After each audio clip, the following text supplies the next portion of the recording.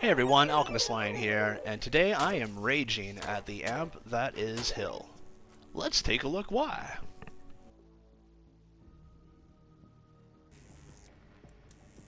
So here we have Hill amp, and this is the one amp that just does not like floating builds.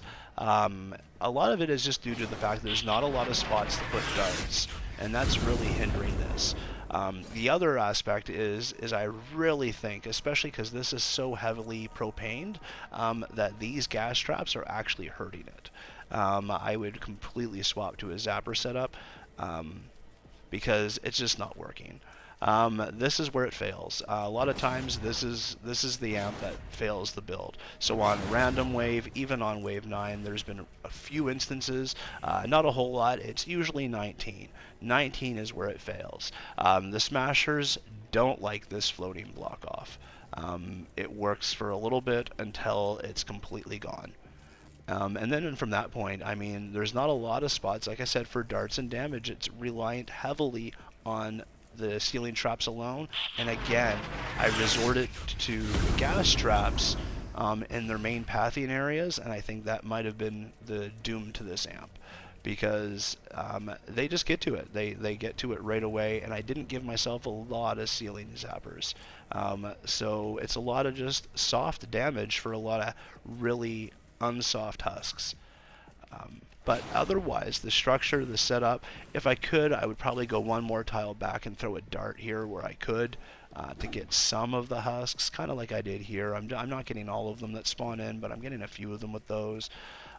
But yeah, otherwise, I mean, this is not a build or an area that is very suited for this kind of build, just because there's nowhere in this area where any husk is getting hit by anything other than the ceilings. And so that's where this is struggling. So this is going to be a major one that I'm going to end up trying to rehaul. I'm not even sure, playing with the pathing here to see if maybe doing it in a different spot, this hovering stuff. Because again, I want to go back to this build. Just because this one amp is having a bit of trouble is not something that would probably stop me from doing it. It just makes me more determined to track a little better and set this up a little bit more solid, even though there's not a whole lot I could change. All it is at this stage would be the trapping, and really up here by the amp and the pathing. But otherwise, everything's covered. Like, they'll walk over here sometimes, but they won't get past this because this is pretty deadly, this area here. Even up here, when they get towards the amp, it does take them some effort because of the way the darts are set up here by the amp. It just, these ones here, they go really fast. So kind of having the reinforcements in the back is definitely key. I'd probably add one right there, just because a lot of this stuff will end up going with the way the smashers run up in here. And obviously block off, way different. When you start adding block off and having pathing, because there's no pathing, I can't path them around. I mean, hill is really easy if you use the pathing a lot of people do and push them over here and then drop them off. Even going through and adding a little bit, pushing and blocking off in here, you can get a lot done. It's just the open concept is a struggle. And then we'll go down here because I kind of went to the west side. We'll start here in the south and I'll just show all that. Because it's all connected. We're connected here to lava through this massive spawn trapping. Also through all that area down there. When we wrap around, it's also wrapping around, coming around this side, going up here, and this is just in case any strays come up, because they would path this way if there was block off and stuff. Where it's all open, nothing's going over this way. It's more if I don't have it, it would go this way, so I have it. And then a lot of times, a lot of flingers and stuff like this little cliff area. So we really just did a kill box up here to make sure that nothing's coming up this way to start throwing at the amp from this spot. And so that's what we did to cover that area up and really just force them all along and up this path. This corner is really where all the husks want to conglomerate when it's all open, especially on this side, on the south-facing side, because there's nowhere here that they can actually walk up. This is kind of all deceiving. You don't really need any block off to make them walk over this way because they naturally already want to go this way because there's no way up other than that side.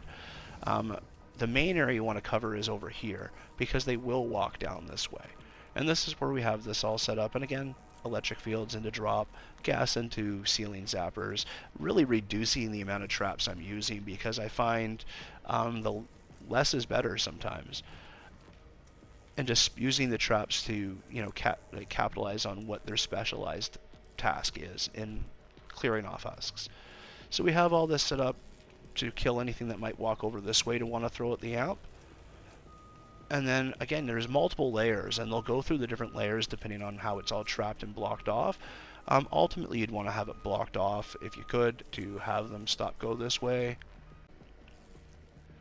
And then on the second layer down, this is where we're connected into lava. So I showed some of this there. Again, part of this got blown up by that lava bomb that just shifted after a couple of months of having this base this way.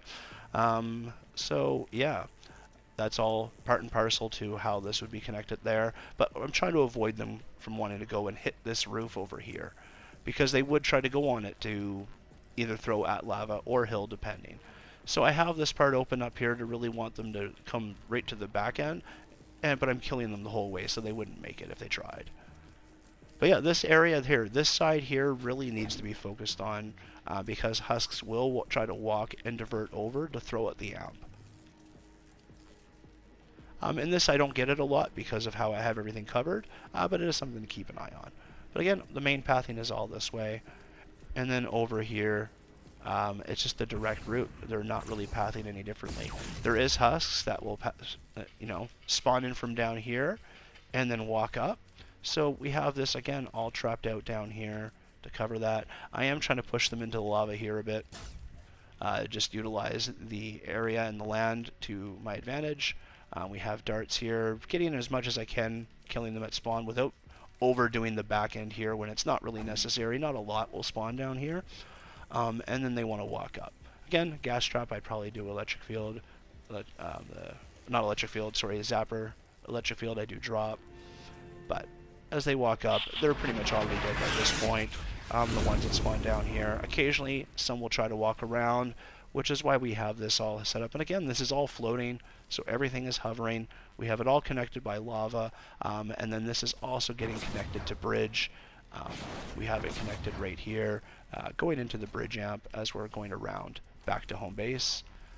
There's not one amp in this that isn't connected to the other amps. So we have it all set up here. And then I kind of have this like little auditorium style setup where there's a lower wall all the way around. Then I have the spawn drop traps up there, kind of right from one tile in all the way to where this lava is, like so. But yeah, this is hill. It's definitely not perfect. It is the worst base out of all of them, but I put a lot of that to the actual layout of the land.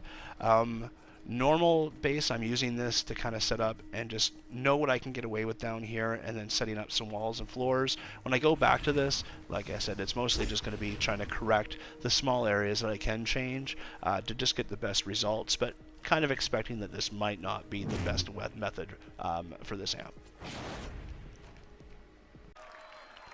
And that's the video for today on, you know, these Twine amps. Hope this information's helpful. Like I said, I'm just kind of doing these quick because these aren't builds I really want people to be copying per se, but there's a lot of cool just information or, you know, just design aspects in these that I think are worthwhile seeing. So hope you enjoy. Thanks for watching, and have yourself a great day. Catch you around.